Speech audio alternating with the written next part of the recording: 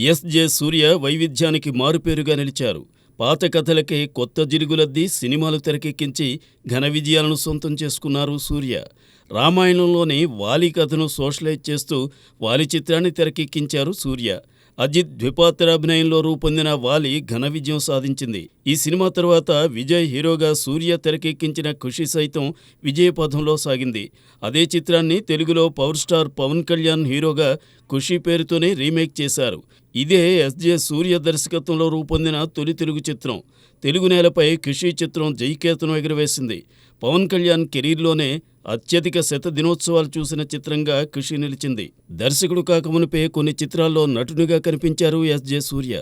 తరువాత న్యూ సినిమాను స్వీయ దర్శకత్వంలో తెరకెక్కిస్తూ హీరోగా నటించి ఆకట్టుకున్నారు. తెలుగులో పవన్తో బంపర్ హిట్ కొట్టేసిన ఎస్.జె. సూర్య తరువాత మహేష్ బాబు హీరోగా నాని సినిమా రూపొందించారు. ఇందులోని కథాంశం కూడా భానుమతి రత్నమాల సినిమాను పోలి ఉంటుంది. అయినా దానిని సోషలైజ్ చేసి అలరించే ప్రయత్నం చేశారు. అయితే నాని ఆశించిన స్థాయిలో ఆకట్టుకోలేకపోయింది. పవన్ కళ్యాణ్తో పులి అనే సినిమాను కూడా తెరకెక్కించారు సూర్య.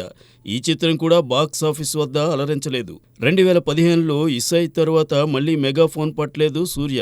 అయితే నటునిగా మాత్రం విలక్షణ పాత్రల్లో అలరిస్తూ సాగుతున్నారు సూర్య. ఇటీవల విడుదలైన ఇండియన్ 2లో నటించారు సూర్య.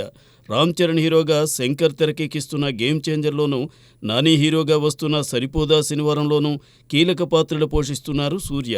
అంతకుముందు మహేష్ హీరోగా మురుగుదాస్ దర్శకత్వంలో తెరకెక్కిన స్పైడర్లో ప్రతినాయకునిగా నటించి మంచి మార్కులు సంపాదించారు సూర్య. మున్ముందు నటునిగా, దర్శకునిగా సూర్య ఏ తీరున సాగుతారో చూద్దాం.